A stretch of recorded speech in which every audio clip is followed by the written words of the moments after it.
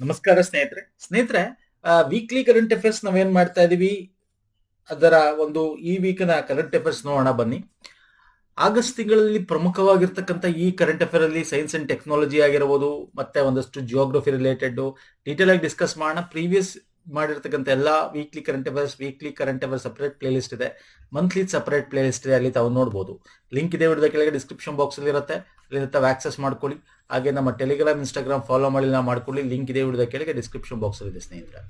Fine, ಬನ್ನಿ, ನಾನು ತಡ ಮಾಡಲ್ಲ, ಡೈರೆಕ್ಟ್ ಆಗಿ ನಾನು ಅಲ್ಲಿ ಕ್ವಶನ್ಸ್ ಮುಖಾಂತರ ಬರ್ತೀನಿ. Is most important science and ಟೆಕ್ನಾಲಜಿಗೆ ಸಂಬಂಧಪಟ್ಟಂತೆ ಸ್ನೇಹಿತರೆ. ಅಗ್ನಿ 5 ಮಿಸೈಲ್ ನ ಸಕ್ಸಸ್ಫುಲಿ ಟೆಸ್ಟ್ ಮಾಡಿದ್ದಾರೆ ಒನ್ಸ್ ಅಗೇನ್. ಲಾಸ್ಟ್ ಇಯರ್ ಕೂಡ ಮಾಡಿದ್ರು, ಈ ಇಯರ್ ಕೂಡ ಮಾಡಿದ್ದಾರೆ. ಇದರ ಬಗ್ಗೆ ಡಿಸ್ಕಸ್ ಮಾಡ್ತಾ ಹೋಗೋಣ. ಅಗ್ನಿ 5 ಬ್ಯಾಲಿಸ್ಟಿಕ್ ಕ್ಷಿಪಣಿಯ ಕುರಿತು ಈ ಕೆಳಗಿನ ಹೇಳಿಕೆಗಳನ್ನು ಪರಿಗಣಿಸಿ. ಇದು ಮೇಲ್ಮೈಯಿಂದ ಮೇಲ್ಮೈಗೆ ಚಲಿಸುವ ಮಧ್ಯಮ ಶ್ರೇಣಿಯ ಬ್ಯಾಲಿಸ್ಟಿಕ್ ಕ್ಷಿಪಣಿಯಾಗಿದ್ದು 350 ಕಿಲೋಮೀಟರ್ ದಾಳಿಯ ವ್ಯಾಪ್ತಿಯನ್ನು ಹೊಂದಿದೆ. Yes sir, it is a ಮಧ್ಯಮ ಇಂಟರ್ಮೀಡಿಯೇಟ್ ಬ್ಯಾಲಿಸ್ಟಿಕ್ ನೋಡಿ. ಇದು ಆಕ್ಚುಲಿ ಸ್ಟಾರ್ಟಿಂಗ್ ಬಂದಾಗ ಇಂಟರ್ ಕಾಂಟಿನೆಂಟಲ್ ಬ್ಯಾಲಿಸ್ಟಿಕ್ ಮಿಸೈಲ್ ಅಂತಿದ್ರು. ಇವಾಗ ಇದು ಇಂಟರ್ಮೀಡಿಯೇಟ್ ಬ್ಯಾಲಿಸ್ಟಿಕ್ ಮಿಸೈಲ್. ಇದು ಇಂಟರ್ ಕಾಂಟಿನೆಂಟ್ ಅಲ್ಲ ಇವಾಗ. Okay, intermediate, this is very important point. ಮತ್ತೆ this option is correct, but ಇಲ್ಲಿ 350 kilometre, this is wrong. Okay, 350 kilometre ಅಲ್ಲ, ಇದು 5000 ಕಿಲೋಮೀಟರ್ ರೇಂಜ್ ತನಕ ಬರುತ್ತಿದ್ದು. ಇದು 3 ಹಂತದ ಘನ ಇಂಧನ ಪ್ರೊಪಲ್ಷನ್ ವ್ಯವಸ್ಥೆಯನ್ನು ಹೊಂದಿದೆ. ಎಸ್, 3 ಸ್ಟೇಜ್ ಸಾಲಿಡ್ ಫ್ಯೂಯಲ್ ಇರ್ತಕ್ಕಂಥದ್ದು. ಇದನ್ನು ರಕ್ಷಣಾ ಸಂಶೋಧನೆ ಮತ್ತು ಅಭಿವೃದ್ಧಿ ಸಂಸ್ಥೆ ಅಭಿವೃದ್ಧಿಪಡಿಸಿದೆ. ಎಸ್, ಕೇವಲ 2 option is the right answer, option 2 and 3. Option 1 ಯಾಕೆ 350 ಕಿಲೋಮೀಟರ್ ಅಂತ ಕೊಟ್ಟಿದ್ದೀನಿ. ಅಗ್ನಿ 5 ಸಕ್ಸಸ್ಫುಲಿ ಟೆಸ್ಟ್ ಫೈರ್ ಮಾಡಿದ್ದಾರೆ ಒನ್ಸ್ ಅಗೇನ್. ಆಕ್ಚುಲಿ ನಾವು ನೋಡಿದ್ರೆ ಅಗ್ನಿ 5ನೇ ನಾವು ಏನಂತ ಅಂದ್ಕೊಂಡಿದ್ವಿ ಅಂದ್ರೆ, ಸ್ಟಾರ್ಟಿಂಗ್ ಆಕ್ಚುಲಿ ನೀವು ಲಾಸ್ಟ್ 2-3-4 ಇಯರ್ಸ್ದು ಕರೆಂಟ್ ಅಫೇರ್ ನೋಡಿದ್ರೆ ಅಲ್ಲಿ ಇದನ್ನ ಇಂಟರ್ ಕಾಂಟಿನೆಂಟಲ್ ಅಂತಾನೆ ಇತ್ತು. ಇಂಟರ್ ಕಾಂಟಿನೆಂಟಲ್ ಅಂದ್ರೆ ಇಲ್ಲಿಂದ ನಾವು ಉಡಾವಣೆ ಮಾಡಿದ್ರೆ it will go reach up to USA. ಅರ್ಥ ಆಗ್ತಿದೆಯಲ್ಲ? ಓಕೆ, ಆದ್ರೆ ಇದನ್ನ ಆದ್ರೂ ಇದನ್ನ ಮುಚ್ಚಿಡ್ತಾ ಇದ್ರ ಭಾರತ ಸರ್ಕಾರ ಒಂದ್ ರೀತಿ. ಎಸ್, ಯಾಕೆ ಎಸ್? ಯಾವಾಗ್ಲೂ ನಮ್ಮಲ್ಲಿ ಏನಿದೆ, ನಮ್ಮಲ್ಲಿ ಕ್ಷಮತೆ ಏನಿದೆ, ಕಂಪ್ಲೀಟ್ ಕ್ಷಮತೆ ಗೊತ್ತಾಗ್ಬಾರ್ದು ಯಾರಿಗೂ. ಅಕ್ಕಪಕ್ಕದ ರಾಷ್ಟ್ರಗಳಾಗ್ಲಿ ಬೇರೆ ಯಾರಿಗೂ ಗೊತ್ತಾಗ್ಬಾರ್ದು ಅಂತಕ್ಕಂಥದ್ದು ಹೈಡ್ ಮಾಡ್ಬೇಕು. ನಮ್ಮ ಕೆಪಾಸಿಟಿನ ಯಾವಾಗ್ಲೂ ಹೈಡ್ ಮಾಡ್ಬೇಕು. ಯಾವಾಗ ಬೇಕು ಅವಾಗ ಅದನ್ನ ವರ್ಕ್ ತೆಗೆದು ನಾವು, ಯಾಕಂದ್ರೆ ಅದು ನಮ್ಮ ಕೆಪಾಸಿಟಿ ಗೊತ್ತಾಗಿದ್ರೆ ಅದಕ್ಕೆ ತಕ್ಕಂತೆ ಅವ್ರು ಬಿಲ್ಡ್ ಮಾಡ್ಕೋತಾರೆ, ಅದಕ್ಕೆ ತಕ್ಕಂತೆ ಅವ್ರು ಬೇರೆಯವ್ರು ಇದು ಮಾಡ್ತಾರೆ. ಹಂಗಾಗಿ ಇದನ್ನ ಈ ರೀತಿ ಇಂಟರ್ ಕಾಂಟಿನೆಂಟಲ್ ಬದಲು ಇಂಟರ್ಮೀಡಿಯೇಟ್ ಬ್ಯಾಲಿಸ್ಟಿಕ್ ಮಿಸೈಲ್ ಮಾಡಿದ್ಯಾ ಅನ್ನೋದು ಕೂಡ ಒಂದ್ ಕಡೆ ಡೌಟ್ ಇದೆ. ಓಕೆ, ಇದು 3 ಸ್ಟೇಜ್ ಇರ್ತಕ್ಕಂಥ ಮಿಸೈಲ್. ಇದು ಹೇಳೋದಾದ್ರೆ ಫಸ್ಟ್ ಇದು ಎಲ್ಲಿ ಬರುತ್ತೆ? ಇದು ಆಕ್ಚುಲಿ ನಾವು ಈ surface to surface ballistic missile ಅಂತ ಏನ್ ಕರಿತೀವಿ, inter guided missile development programme ಅಡಿಲಿ ನಾವು ಇದನ್ನ ಸ್ಥಾಪನೆ ಮಾಡ್ತೀವಿ. ಇದರಲ್ಲಿ ಪೃಥ್ವಿ, ತ್ರಿಶೂಲ್, ನಾಗ್ ಅಂಡ್ ಆಕಾಶ್ ಅಂತ ಬರುತ್ತೆ. ಓಕೆ, ಸೊ ಇದರ ಒಂದು ಅಗ್ನಿ ಬಂದು 5000 ಕಿಲೋಮೀಟರ್ ಇಂದ 5500 ಕಿಲೋಮೀಟರ್ ರೇಂಜ್ ತನಕ ಬರುತ್ತೆ. ಇಲ್ಲಿ ಕೊಟ್ಟಿದ್ದೀನಿ, ನೋಡಬಹುದು ತಾವು. Classification based on the range. ಒಂದು short range less than 1000 kilometre, medium range 1000 to 3000 kilometre, intermediate range ballistic missile 3000 to 5000 kilometre. Actually ಇದನ್ನ ಮೊದಲು ನೋಡಿ, ಅಗ್ನಿ 5 ವಿಲ್ ಬಿ 4 ಮತ್ತೆ 5 ಅಂತ ನಾವೇನು ಮಾಡಿದ್ವಲ್ಲ ಅಗ್ನಿ ವರ್ಷನ್ ಅಲ್ಲಿ. ಅಗ್ನಿ 1 ಬಂದು 700 ಕಿಲೋಮೀಟರ್ ಇತ್ತು. ಓಕೆ, ಅಗ್ನಿ 2 ಬಂದು 2000 ಇತ್ತು, ಅಗ್ನಿ 3 ಬಂದು 3500 ಇತ್ತು, ಅಗ್ನಿ 4 ಬಂದು 4000. ಈಗ ಅಗ್ನಿ 5 ಏನ್ ನಾವು ಮಾಡಿದೀವಿ, ಅಗ್ನಿ 5 ಏನ್ ಮಾಡಿದೀವಲ್ಲ, ಇದು 5000 ಕಿಲೋಮೀಟರ್ ಜಾಸ್ತಿ ಇರಬಹುದು. ಬಟ್ ನಾವು ಏನ್ ಹೇಳ್ತಾ ಇರೋದು, ಅಫಿಷಿಯಲಿ ಗೌರ್ಮೆಂಟ್ ಆಫ್ ಇಂಡಿಯಾ ಏನ್ ಹೇಳ್ತಾ ಇದೆ, it is intermediate ballistic range, it is not inter continental ಅಲ್ಲ. ಇಂಟರ್ ಕಾಂಟಿನೆಂಟಲ್ ಅಂದಾಗ ಏನಾಗುತ್ತೆ ಸರ್, ಇಂಟರ್ಮೀಡಿಯೇಟ್ ಅಂದ್ರೆ ಇಲ್ಲಿ ಅಕ್ಕಪಕ್ಕ. ಇಂಟರ್ ಕಾಂಟಿನೆಂಟಲ್ ನಮ್ಮ ಇದನ್ನ USA, EU, okay, European union ಅಲ್ಲಿ ತನಕ ಟಾರ್ಗೆಟ್ ಮಾಡಬಹುದು, ಇರಬಹುದು ಕ್ಷಮತೆ. ಬಟ್ ಸರ್ಕಾರ ಹೇಳ್ತಾರೆ it is A as per government. Okay, it is intermediate range ballistic missile ಅಂತ ಅರ್ಥ ಮಾಡ್ಕೊಳ್ಳಿ. ಓಕೆ, ಸೊ ಎಕ್ಸಾಮ್ ಅಲ್ಲಿ ಇಂಥದ್ದು ಕೇಳ್ತಾನೆ. ನೆಕ್ಸ್ಟ್ ಲಿಪುಲೇಖ್ ಪಾಸ್ ಬಗ್ಗೆ. ಇದು 2020 ಸುದ್ದಿಯಲ್ಲಿ ತುಂಬಾ. ಓಕೆ, ಈಗ ಸುದ್ದಿ ಇದೆ. ಈಗ ನೋಡಿ, ನಮ್ಗೆ USA ಸ್ಯಾಂಕ್ಷನ್ ಹಾಕಿದೆ. USA ಸ್ಯಾಂಕ್ಷನ್ ಆದ್ಮೇಲೆ ಚೀನಾ ಮತ್ತು ಭಾರತ ನಡುವೆ ಒಂದಷ್ಟು ವ್ಯಾಪಾರಗಳು ಓಪನ್ ಆಗಿದೆ ಈಗ, ವ್ಯಾಪಾರ ಟ್ರೇಡ್ ರೂಟ್ಸ್. ಸೊ ಹಾಗಾಗಿ ಭಾರತ ಮತ್ತು ಚೀನಾ ಈ ಒಂದು ಲಿಪುಲೇಖ್ ಪಾಸ್ ಮುಖಾಂತರ ಟ್ರೇಡ್ ನಡೀತಾ ಇದೆಯಲ್ಲ. ಈಗ ನೇಪಾಳ ಏನ್ ಮಾಡ್ತಾ ಇದೆ, ಅದಕ್ಕೆ ಅಡ್ಗಾಲ ಆಗ್ತದೆ. ಅಂದ್ರೆ ಇಟ್ ಈಸ್ ಅವರ್ ಲ್ಯಾಂಡ್ ಅಂತ, ಅಂದ್ರೆ it is a part of Nepal. Lipulekh pass, Limpiyadhura, Kalapani, very important ಅದು. ಲಿಪುಲೇಖ್ ಪಾಸ್, ಲಿಂಪಿಯಾದೂರ ಮತ್ತೆ ಕಾಲಾಪಾನಿ ಇದು ಗೊತ್ತಿರಬೇಕು. It is a part of integral part of Nepal ಅಂತ ಹೇಳುತ್ತೆ.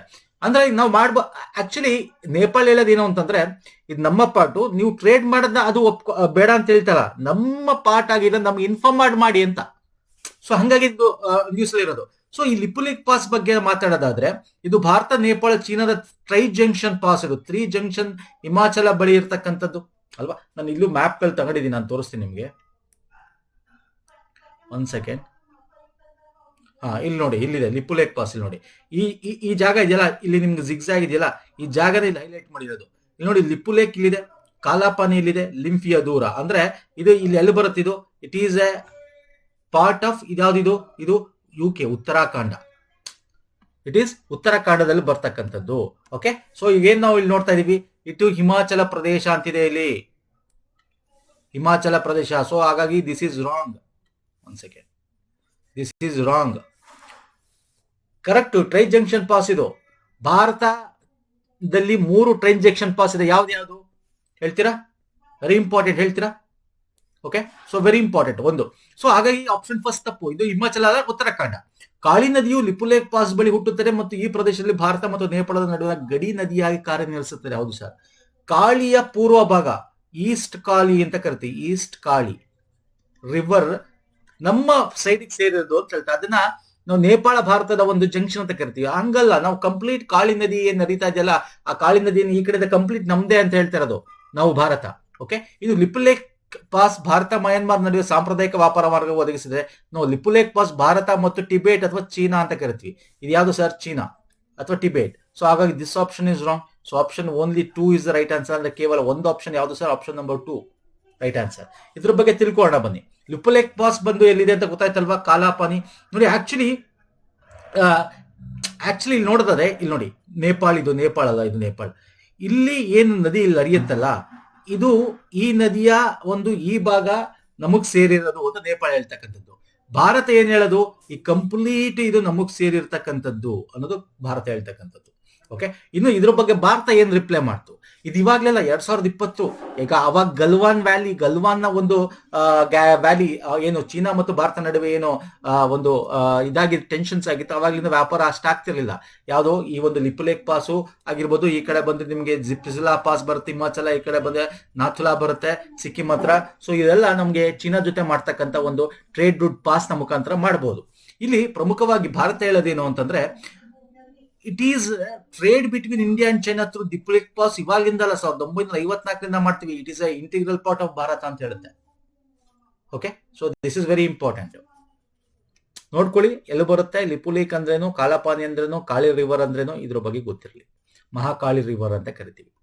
ಫೈನ್ ಸರ್, ನೆಕ್ಸ್ಟ್ ಹೋಗೋಣ ಬನ್ನಿ. ಪರ್ಮನೆಂಟ್ ಕೋರ್ಟ್ ಆಫ್ ಆರ್ಬಿಟ್ರೇಷನ್ ಅಂತಿದೆ. What is permanent court of arbitration?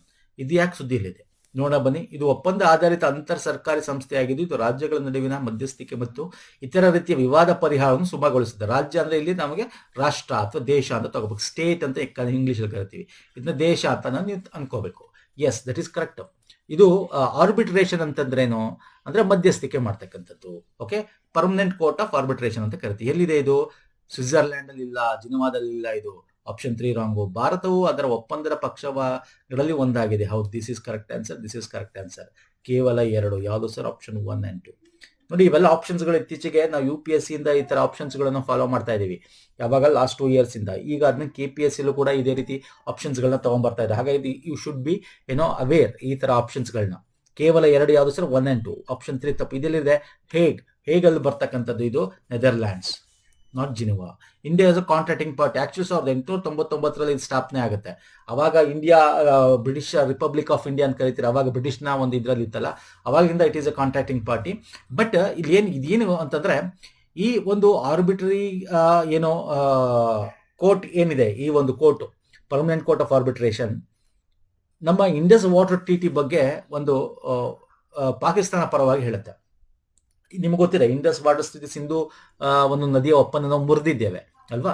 So ಆದ್ರೆ ಭಾರತ ಇದನ್ನು ಒಪ್ಕೊಳ್ಳಲ್ಲ. ಯಾಕಂದ್ರೆ ಇದನ್ನ ನಾವು ಆಕ್ಚುಲಿ ಹೇಳ್ಬೇಕಂದ್ರೆ, ಈ ಒಂದು ಪರ್ಮನೆಂಟ್ ಕೋರ್ಟ್ ಆಫ್ ಆರ್ಬಿಟ್ರೇಷನ್ ಏನಿದೆ, ಇದು ನಾವು ಕಾನೂನು ಬದ್ಧತೆನೇ ಇದಕ್ಕೆ ನ್ಯಾಯಸಮ್ಮತನೇ ಇಲ್ಲ. ಭಾರತ ಇದನ್ನು ಒಪ್ಕೊಳ್ಳೋದಿಲ್ಲ, ಇದನ್ನು ಗುರುತಿಸೋದೇ ಇಲ್ಲ.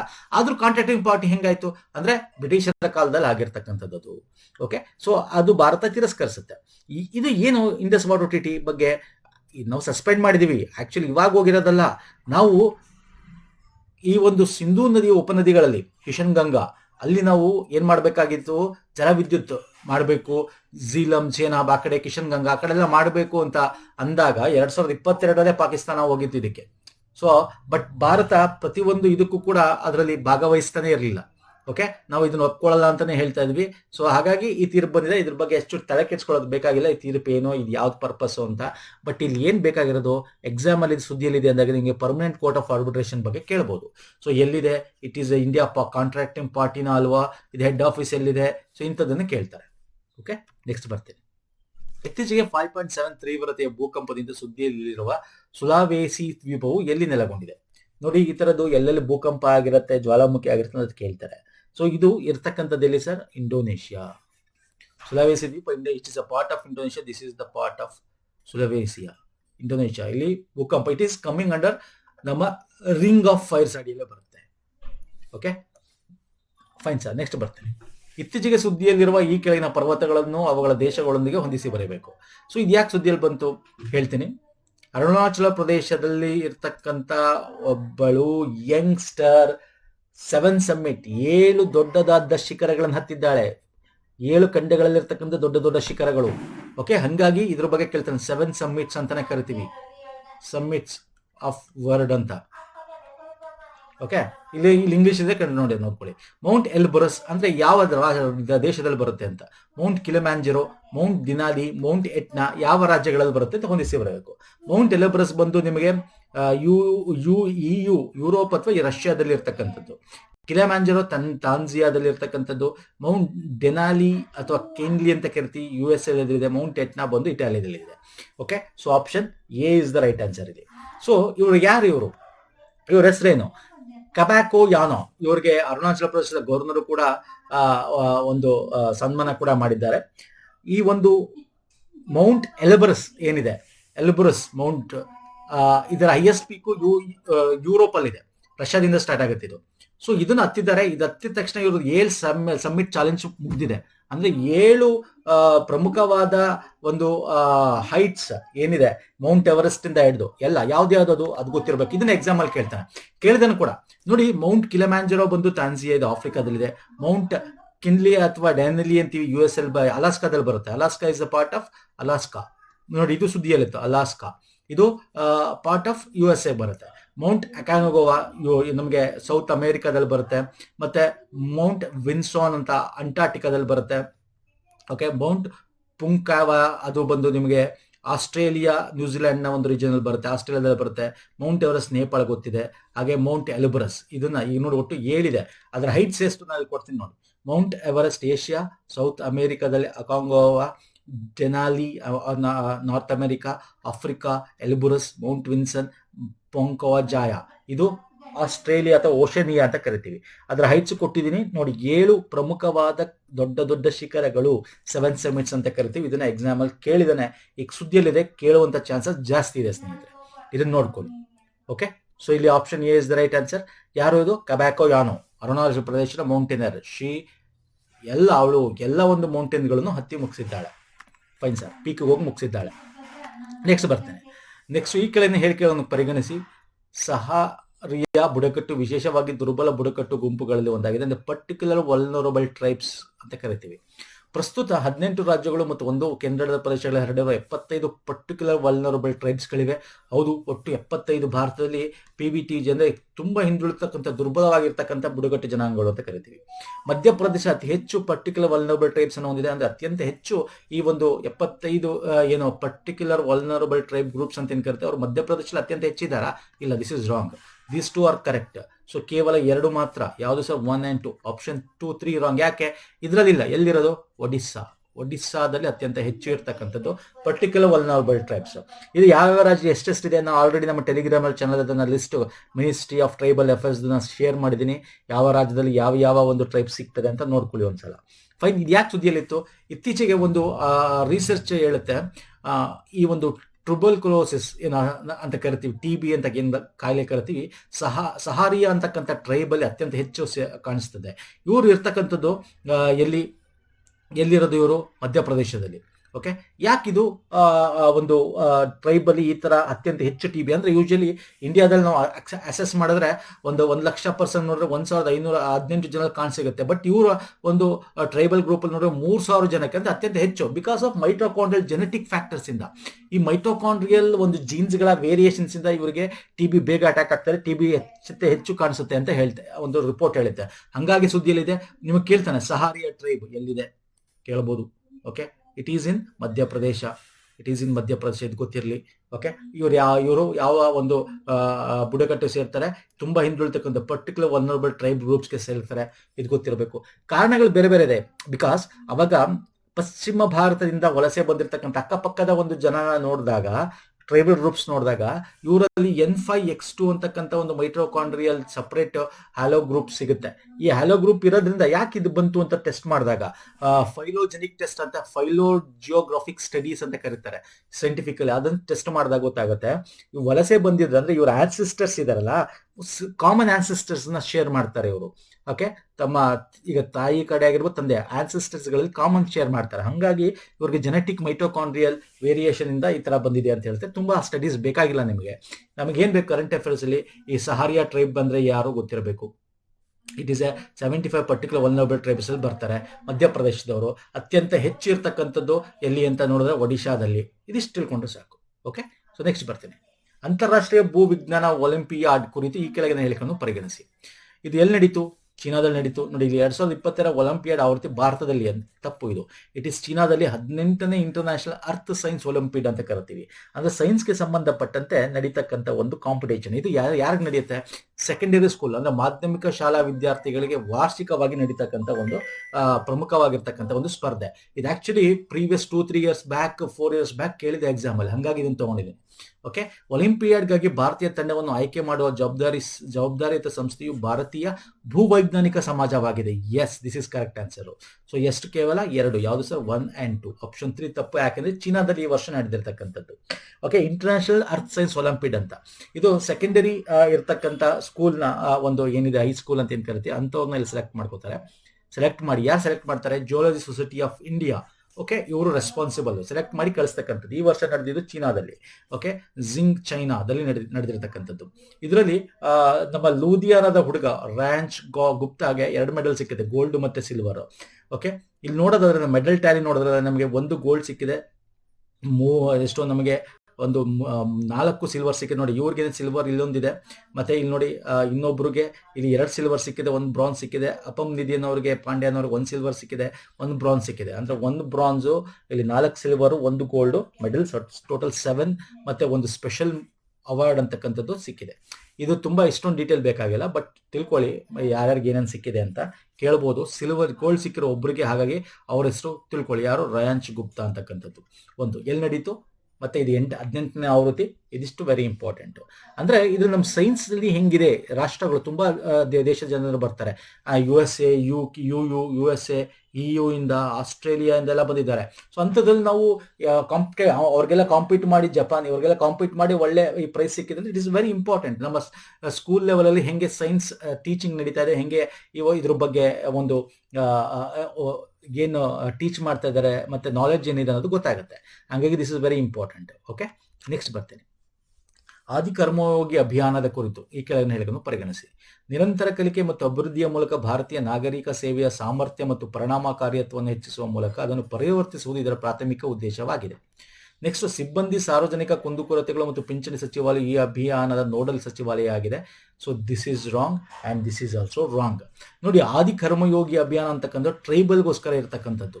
ಅಂದ್ರೆ ಟ್ರೈಬಲ್ನ ಒಂದು ಲೀಡರ್ಶಿಪ್ನ ಗುರುತಿಸಿ ಅವ್ರಿಗೆ ಆಡಳಿತವನ್ನ ತಲುಪಿಸ್ತಕ್ಕಂಥದ್ದು, ಅವರ ಏಳಿಗೆಗಾಗಿ. ಓಕೆ, ಈಕ್ವಾಲಿಟಿ ತರಕ್ಕೋಸ್ಕರ. ಓಕೆ, ಸೊ ಹಾಗಾಗಿ this is wrong answer and option 2 is also wrong answer.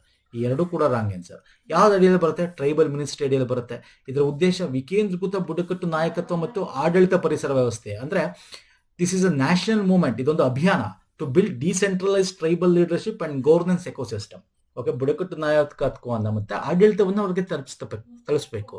So ಇಲ್ಲಿ ಏನಪ್ಪಾ ಮಾಡ್ತಾರೆ ಅಂತಂದ್ರೆ, ಟ್ರೈಬಲ್ ಕಮ್ಯುನಿಟೀಸ್ಗಳನ್ನ ಸ್ಟ್ರೆಂತ್ ಮಾಡೋದು, ಆಡಳಿತನೆಲ್ಲ ಅವ್ರಿಗೆ ಏನಿದೆ ಅದನ್ನ ಲೋಕಲ್ ಗ್ರೂಪ್ಸ್ಗಳಿಗೂ ತಲುಪಿಸೋದು, ಅವ್ರ ಏಳಿಗೆಗಾಗಿ ಏನೇನು ಮಾಡಬೇಕು, ಅವ್ರಿಗೆ ಗೌರ್ಮೆಂಟ್ನ ಎಲ್ಲ ಏನೇನು ಸಿಗಬೇಕು ಎಲ್ಲ ಸಿಗ್ತಕ್ಕಂಥದ್ದು. ಸೊ ಇದು ಸೇವೆ, ಸಂಕಲ್ಪ ಸಮರ್ಪಣ ಅನ್ನೋ ಒಂದು ಬೇಸಿಸ್ ಮೇಲೆ ಸಬ್ಕಾ ಸಾಥ್ ಸಬ್ಕಾ ವಿಕಾಸ್ ಸಬ್ಕಾ ಪ್ರಯಾಸ್ ಸಬ್ಕಾ ವಿಶ್ವಾಸನ ಒಂದು ಪ್ರಿನ್ಸಿಪಾಲ್ ಮೇಲೆ ಕೆಲಸ ಮಾಡುತ್ತೆ. ಇದನ್ನ ವಿಕಸಿತ್ ಭಾರತ್ 2047 ಭಾಗವಾಗಿ ಜನಜಾತಿಯ ಗೌರವ ವರ್ಷ ಅಂತೇಳಿ ನಾವು as a part of this ಅಂತೇಳಿ ಈ ಅಭಿಯಾನ ಮಾಡಿದೀವಿ. ಇದನ್ನ ಆದಿ ಕರ್ಮಯೋಗಿ ಅಭಿಯಾನ ಅಂತ ಕರಿತೀವಿ. ಅಂದ್ರೆ ಬುಡಕಟ್ಟು ಜನರಿಗೆ ಸೀಮಿತವಾಗಿರ್ತಕ್ಕಂಥದ್ದು. ಇಲ್ಲಿ ಏನ್ ಮಾಡ್ತಾರೆ ಸರ್, ಇಲ್ಲಿ ಏನ್ ಮಾಡ್ತಾರೆ ಅಂದ್ರೆ ಪೀಪಲ್ ಸೆಂಟ್ರಿಕ್ ಗವರ್ನೆನ್ಸ್, ಜನರಿಗೆ ಏನ್ ಬೇಕು ಅಂತ ಆಡಳಿತ ಕೊಡ್ತಕ್ಕಂಥದ್ದು. ಓಕೆ, ಎಲ್ಲಿ ಅವರ ಜಾಗದಲ್ಲಿ ಅವ್ರ ಡಿಸ್ಟಿಕ್ ಬ್ಲಾಕ್ ವಿಲೇಜ್ಗೆ ಹೋಗ್ಬಿಟ್ಟೆ ಮಾಡ್ತಕ್ಕಂಥದ್ದು. ಸೊ ಹಾಗಾಗಿ 1,00,000 ಟ್ರೈಬಲ್ ವಿಲೇಜ್ ವಿಷನ್ 2030 ಅಂದ್ರೆ 2030 ಒಳಗೆ 1,00,000 ಟ್ರೈಬಲ್ ವಿಲೇಜ್ಗೆ ಇದನ್ನು ತಲುಪಿಸ್ಬೇಕು. ಓಕೆ, ಹಾಗಾಗಿ ಇಲ್ಲಿ 20 ಲಕ್ಷ ಒಂದು ಲೀಡರ್ಸ್ಗಳನ್ನ ಬಿಲ್ಡ್ ಮಾಡಬೇಕು, ನೆಟ್ವರ್ಕ್ ಬಿಲ್ಡ್ ಮಾಡಬೇಕು. ಏನ್ ಮಾಡ್ತಾರೆ, ಆದಿ ಸೇವಾ ಕೇಂದ್ರಗಳನ್ನ ತೆರೀತಾರೆ. ಓಕೆ, ಆದಿ ಸೇವಾ ಕೇಂದ್ರಗಳು ಸೇವಾ ಸಾಮಯಿ ಅಂತ ಹೇಳಿ ಅಲ್ಲಿ ಲೋಕಲ್ ಇಶ್ಯೂಸ್ಗಳನ್ನ ಮತ್ತೆ ಯೂತ್ಗಳಿಗೆ ಮೆಂಟರ್ ಮಾಡೋದು, ಸಪೋರ್ಟ್ ಮಾಡೋದು ಅದೆಲ್ಲ, ಮತ್ತೆ ಅವ್ರಿಗೆ ಏನೇನು ಬೇಕು ಎಲ್ಲನೂ ಆಡಳಿತಗಳನ್ನ ಅಲ್ಲಿ ಅವ್ರ ಜಾಗಕ್ಕೆ ತಗೊಂಡೋಗಿ ಕೊಡ್ತಕ್ಕಂಥದ್ದು ಒಂದು. ಮತ್ತೆ ಗವರ್ನೆನ್ಸ್ ಲ್ಯಾಬ್ ವರ್ಕ್ಶಾಪ್ ಅಂತ, ಇದಕ್ಕೆ ಯಾರು ಕೆಲಸ ಮಾಡ್ತಾರೆ, ಎಲ್ಲ ರೀತಿಯಾದ ಒಂದು, ಈಗ ಫಾರ್ ಎಕ್ಸಾಂಪಲ್ ನೋಡಿ, ಇದಕ್ಕೆ ವಿಲೇಜಸ್ಸು, ಆಫೀಸರ್ಸು, ಮತ್ತೆ ಬೇರೆ ಬೇರೆ ಯಾರ್ಯಾರು ಇರ್ತಾರೆ ನೋಡಿ, Adi Sahyogi, teachers, doctors, professionals, mentors, volunteers ಬಂದು ಕೆಲಸ ಮಾಡ್ತಾರೆ. ಆದಿ ಸಾಥಿ ಅಂತ ಸೆಲ್ಫ್ ಹೆಲ್ಪ್ ಗ್ರೂಪ್ಸು, ಮತ್ತೆ NRLM national rural livelihood mission members, tribals ಅಲ್ಲಿ ಇರ್ತಕ್ಕಂಥ ಎಲ್ಡರ್ಸು, ಯೂತ್ಸು, ಲೋಕಲ್ ಲೀಡರ್ಸ್ ಎಲ್ಲರೂ ಕೂಡ ಇಲ್ಲಿ ಬಂದು ಸಪೋರ್ಟ್ ಮಾಡ್ತಕ್ಕಂಥದ್ದು. ಸೊ ಇದೊಂದು ಏನು ನಿಮಗೆ ಎಕ್ಸಾಂಪಲ್ ಸಿಂಪಲ್ ಆಗಿ ಕೇಳ್ತಾನೆ, ಇಷ್ಟೊಂದು ಡೀಟೇಲ್ ಅನ್ನ ಕೊಟ್ಟಿರೋ, ಸಿಂಪಲ್ ಆಗಿ ತಿಳ್ಕೊಳ್ಳಿ. ಆದಿ ಕರ್ಮಯೋಗಿ ಅಂತಕ್ಕಂಥದ್ದೇನು ಪೀಪಲ್ ಸೆಂಟ್ರಿಕ್, ಇದು ಡಿಸೆಂಟ್ರಲೈಸ್ ಟ್ರೈಬಲ್ ಲೀಡರ್ಸ್, ವಿಕೇಂದ್ರೀಕೃತ ಬುಡಕಟ್ಟು ನಾಯಕತ್ವನ ಬೆಳೆಸಿ ಅವರಿಗೆ ಗವರ್ನೆನ್ಸ್ ಆಡಳಿತವನ್ನ ಅವ್ರಿಗೆ ತಲುಪಿಸೋದು. ಯಾಕೆ, ಅವ್ರನ್ನ ಜೊತೆ ಕರ್ಕೊಂಬರಕ್ಕೆ, ಅಂದ್ರೆ ವಿಕಸಿತ್ ಭಾರತ 2047 ಭಾಗವಾಗಿ ಇವ್ರನ್ನ ಅಭಿವೃದ್ಧಿ ಮಾಡಕ್ಕೆ. ಅದು ಗೊತ್ತಿರಲಿ, this is most important points. ಅದರಲ್ಲಿ ಆದಿ ಸಹಯೋಗಿ ಅಂದ್ರೆ ಯಾರು, ಆದಿ ಸಾಥಿ ಅಂದ್ರೆ ಏನು, ವಾಲಂಟಿಯರ್ಸು, ಇದು ಕೂಡ ನೋಡ್ಕೊಳ್ಳಿ ಒಂದ್ಸಲ. Fine. So we'll move to next question ಬನ್ನಿ. ಭಾರತದ ಉಪರಾಷ್ಟ್ರಪತಿ ಚುನಾವಣೆಗೆ ಸಂಬಂಧಿಸಿದ ಈ ಕೆಳಗಿನ ಹೇಳಿಕೆಯನ್ನು ಪರಿಗಣಿಸಿ. ನೋಡಿ, ಉಪರಾಷ್ಟ್ರಪತಿ ಚುನಾವಣೆ ಘೋಷಣೆ ಆಗಿದೆ, ಆಲ್ರೆಡಿ ನಾಮಿನೇಷನ್ಸ್ ಕೂಡ ಆಗಿದೆ. ಇಂಡಿಯಾ ಬ್ಲಾಕ್ ಇಂದ ಕೂಡ ವಿಪಕ್ಷಗಳು ನಾಮಿನೇಷನ್ ಸಲ್ಲಿಸಿದವೆ. ಹಾಗೆ NDA ಇಂದ ಕೂಡ ಬಿಜೆಪಿ ನೇತೃತ್ವದ NDA ಕೂಡ ನಾಮಿನೇಷನ್ ಸಲ್ಲಿಸಿದ್ದಾರೆ. ಸೊ ಇದಕ್ಕೆ ಸಂಬಂಧಪಟ್ಟಂತೆ ಈ ಉಪರಾಷ್ಟ್ರಪತಿ ಚುನಾವಣೆಗೆ ನಾಮನಿರ್ದೇಶನಕ್ಕೆ ಕನಿಷ್ಠ 20 ಸೂಚಕರು ಮತ್ತು 20 ಅನುಮೋದಕರು ಬೇಕಾಗುತ್ತೆ. ಲೋಕಸಭೆ ಮತ್ತು ರಾಜ್ಯಸಭೆ ಚುನಾಯಿತ ಮತ್ತು ನಾಮನಿರ್ದೇಶಿತ ಸಚಿವರನ್ನು ಒಳಗೊಂಡಿರುವ ಚುನಾವಣಾ ಕಾಲೇಜ್, ಇದು ಕಾಲೇಜ್ ಅಲ್ಲ, ಕಾಲೇಜ್. ಓಕೆ, ಕಾಲೇಜಿನಿಂದ ಉಪಾಧ್ಯಕ್ಷನ ಆಯ್ಕೆ ಮಾಡಲಾಗ್ತದೆ ಅಲ್ವಾ, ಕಾಲೇಜ್ ಸಿಸ್ಟಮ್ ಇಂದ ಆಯ್ಕೆ ಮಾಡ್ತೀವಿ. S, this is correct. 20 ಮಂದಿ ನಾಮಸೂಚನೆ ಮಾಡ್ತಾ 20 ಮಂದಿ ಅನುಮೋದಕರು ಮಾಡಿ ಇವರ ಒಂದು ನಾಮಿನೇಷನ್ ನಡೀತಕ್ಕಂಥದ್ದು. ಇನ್ನು ಮೂರನೇ ಆಪ್ಷನ್ ಬನ್ನಿ, ಚುನಾವಣೆಯನ್ನು ಏಕ ವರ್ಗಾವಣೆ ಮತದ ಮೂಲಕ ಅನುಪಾತ ಪ್ರಾತಿನಿಧ್ಯದ ಮೂಲಕ ನಡೆಸಲಾಗ್ತದೆ. Single vote transfer, transferable vote ಅಂತ ಏನ್ ಕರಿತೀವಿ, ಅದ್ರ ಮುಖಾಂತರ ನಡೀತಕ್ಕಂಥದ್ದು. Yes, this is correct. ಉಪರಾಷ್ಟ್ರಪತಿ ಚುನಾವಣೆಯ ಸಮಯದಲ್ಲಿ ಪಕ್ಷಾಂತರ ವಿರೋಧಿ ಕಾನೂನು ನಿಬಂಧನೆಗಳು ಅನ್ವಯಿಸುತ್ತಾರೆ. ಉಪರಾಷ್ಟ್ರಪತಿ ಚುನಾವಣೆಯಲ್ಲಿ ಇವ್ರು ನಮ್ಮ ಪಕ್ಷದವರು ಈ ಪಕ್ಷದವರು ಅಂತ ಬರದೇ ಇಲ್ಲ. Okay, there is no anti defection law ಇದಕ್ಕೆ ಬರಲ್ಲ. ಸೊ ಹಾಗಾಗಿ this option is wrong. So 1, 2, 3 ಮಾತ್ರ ಕರೆಕ್ಟ್ ಆನ್ಸರ್. ಸೊ ಈಗ ನಾವು ನೋಡೋದಾದ್ರೆ ಉಪರಾಷ್ಟ್ರಪತಿ ನಾಮಿನೇಷನ್ ಮಾಡ್ಬೇಕಂದ್ರೆ 20 ಪ್ರಪೋಸರ್ಸ್, 20 ಸೆಕೆಂಡರ್ಸ್ ಅಂತ ಕರಿತೀವಿ. 15,000 ಡೆಪಾಸಿಟ್ ಇಡಬೇಕಾಗುತ್ತೆ, ಅವ್ರು ನಾಮಿನೇಷನ್ ಸಲ್ಲಿಸ್ತಾರೆ. ಇದು ನಡೀತಕ್ಕಂಥ ಎಲೆಕ್ಷನ್ ಒಂದು secret ballot, proportional representation, single transferable vote ಅಂತ ಏನ್ ಕರಿತೀವಿ, ಅದ್ರ ಮುಖಾಂತರ ನಡೆಯುತ್ತೆ. ಇವ್ರಿಗೆ ವೋಟ್ ಮಾಡೋರು ಬೋತ್ ಎಲೆಕ್ಟೆಡ್ ಮತ್ತು ನಾಮಿನೇಟೆಡ್ ಆಫ್ ಲೋಕಸಭಾ ರಾಜ್ಯಸಭಾದವರು ವೋಟ್ ಮಾಡ್ತಾರೆ. ಇಲ್ಲಿ ನಮಗೆ ರಾಷ್ಟ್ರಪತಿಗಳಿಗೆ ನಮ್ಗೆ ವಿಧಾನಸಭಾ ಬರ್ತಾರಲ್ಲ, ಹಂಗ್ ಬರಲ್ಲ. ರಾಜ್ಯಗಳ ವಿಧಾನಸಭಾ ಇಲ್ಲಿ ಬರಲ್ಲ. ಇಲ್ಲಿ ಜಸ್ಟ್ ಲೋಕಸಭಾ ರಾಜ್ಯಸಭಾ, ಆ ಲೋಕಸಭಾ ಸಂಸತ್ತಿನ ಲೋಕಸಭಾ ರಾಜ್ಯಸಭಾದ ಎಲೆಕ್ಟೆಡ್ ಇರ್ತಾರೆ, ನಾಮಿನೇಟೆಡ್ ಇರ್ತಾರೆ. ಓಕೆ, ಅದು ಗೊತ್ತಿರಲಿ. ಸೊ ಹಾಗಾಗಿ ಇಂಡಿಯನ್ ಬ್ಲಾಕ್ ಇಂದ ಬಿ ಸುದರ್ಶನ್ ರೆಡ್ಡಿ, ಇವರು ಮಾಜಿ ಸುಪ್ರೀಂ ಕೋರ್ಟ್ ನ್ಯಾಯಾಧೀಶರು. ಮತ್ತೆ NDA ಇಂದ CP ರಾಧಾಕೃಷ್ಣನ್, ಇವರು ತಮಿಳುನಾಡವರು, ಇವರು ಆಂಧ್ರ ತೆಲಂಗಾಣದವರು. ಸೊ ಇವರು ನಾಮಿನೇಷನ್ ಸಲ್ಲಿಸಿದ್ರು. ನೋಡೋಣ ಯಾರು ಗೆಲ್ತಾರೆ. NDAದವರೇ ಗೆಲ್ಲೋದು, ಯಾಕಂದ್ರೆ ಅವ್ರ ವೋಟ್ ಶೇರಿಂಗ್ ಜಾಸ್ತಿ ಇದೆ ರಾಜ್ಯಸಭಾ ಲೋಕಸಭಾದಲ್ಲಿ. ಓಕೆ, ಸೊ ಇದಿಷ್ಟು ಪ್ರಮುಖವಾಗಿತ್ತು ಸ್ನೇಹಿತರೆ. ಮೋಸ್ಟ್ ಇಂಪಾರ್ಟೆಂಟ್ ಡಿಸ್ಕಸ್ ಮಾಡಿದ್ದೀನಿ. ನಾವು ಮಾಡಿರ್ತಕ್ಕಂಥ ಎಲ್ಲ ಪ್ರೀವಿಯಸ್ ಒಂದು ಕರೆಂಟ್ ಅಫೇರ್ಸ್ ನಿಮಗೆ ಸಪ್ರೇಟ್ ಪ್ಲೇಲಿಸ್ಟ್ ಅಲ್ಲಿ ಸಿಗುತ್ತೆ. Weekly current affairs, monthly separate playlist ಇದೆ. ಎಲ್ಲ ಲಿಂಕ್ಸ್ ಗಳನ್ನ ಕೊಡ್ತೀನಿ ಇದೇ ವಿಡಿಯೋದ ಕೆಳಗೆ ಡಿಸ್ಕ್ರಿಪ್ಷನ್ ಬಾಕ್ಸ್ ಅಲ್ಲಿ. ವಿಡಿಯೋ ಇಷ್ಟ ಆಗಿರೋ ಲೈಕ್ ಮಾಡಿ, ಶೇರ್ ಮಾಡಿ, ಸಬ್ಸ್ಕ್ರೈಬ್ ಮಾಡ್ಕೊಳ್ಳಿ. ಹಾಗೆ ನಮ್ಮ ಟೆಲಿಗ್ರಾಮ್, ಇನ್ಸ್ಟಾಗ್ರಾಮ್ ಫಾಲೋ ಮಾಡ್ಕೊಳ್ಳಿ. ಯಾಕಂದ್ರೆ ಇದ್ರ PDF ನಮ್ಮ ಟೆಲಿಗ್ರಾಮ್ ಅಲ್ಲಿ ಸಿಗುತ್ತೆ. ಎಲ್ಲ ಒಂದು ಕರೆಂಟ್ ಅಫೇರ್ PDFs ನಮ್ಮ ಟೆಲಿಗ್ರಾಮ್ ಚಾನಲ್ ಸಿಗುತ್ತೆ. ನೆಕ್ಸ್ಟ್ ವಿಡಿಯೋದಲ್ಲಿ ಪುನಃ ಸಿಗ್ತೀನಿ. ನಮಸ್ಕಾರ, ಧನ್ಯವಾದಗಳು. ಥ್ಯಾಂಕ್ ಯು ಸೋ ಮಚ್ ಸ್ನೇಹಿತರೆ.